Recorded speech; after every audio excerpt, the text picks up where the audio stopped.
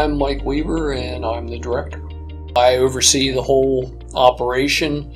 What that means in practicality, I have a wonderful staff. I have a deputy director, 2 operations managers, and then we have supervisors under there. Most of those folks have been with me for well over 20 years. In the case of this project, my deputy director, Tim Baldwin, actually managed the project, did a great job with that. So on a day-to-day basis, my job is pretty much to make sure those folks all have the tools they need to do their job.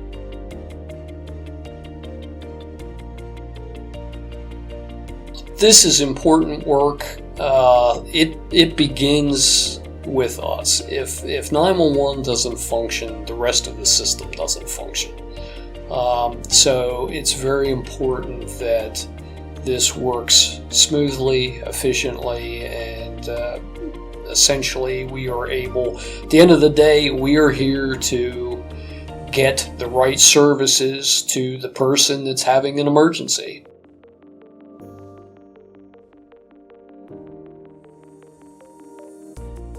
I think a day or shift successful if everybody is able to do what we're here to do. All the equipment functions the way it's supposed to function.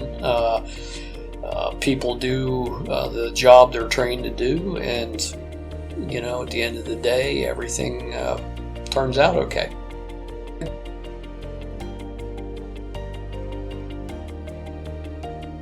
Good dispatcher has to be able to multitask. I mean, sometimes you have a phone in one ear, you're talking on the radio, somebody else is trying to give you, one of your coworkers, other information.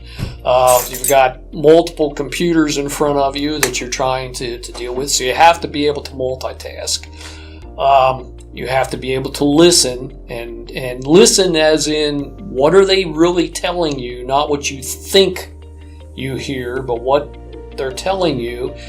You have to be able to, ask good questions. And I really think a really good dispatcher has to be able to think on their own too, because we have all these procedures and we have all this technology, but sometimes you gotta come out of that box that something's not quite right here, or and our folks are, we have folks that are really good at doing those things and will just pick up on little things, in a domestic or something, that, okay, something's just not quite right here. So, and they'll respond to that, with the responders, and it turns out most of the time the dispatcher was correct in what they're doing. So, all those things combined, it's not, a lot of people just think we're sitting here waiting for the phone to ring, and it certainly is not anywhere near that.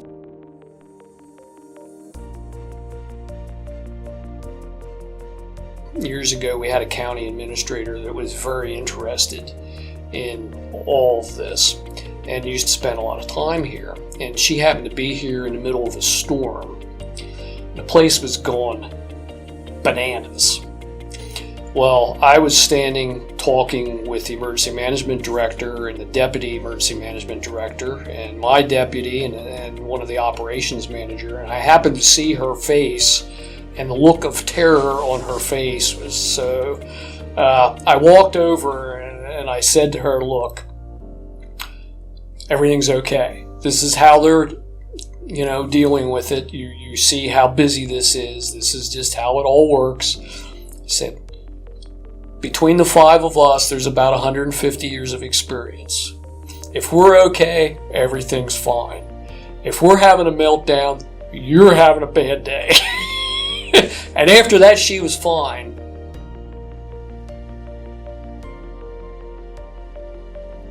We allow folks to sit in. We allow the public. If someone from the public wants to sit in here, we run a background, and provided you're okay, we'll give you a headset and plug you right in with a dispatcher. I've done that. I've done that with the news media. I've let them sit in. And I've had police chiefs and fire chiefs, after doing that for maybe 2 hours or so, come out and say, I don't know how they do that, what they do. I couldn't do that job. the dispatchers are the behind the scenes unsung heroes that nobody really thinks about, and I think they need to know how important the dispatchers are in delivery of services. I really think that's important for the public to know and appreciate what these folks do.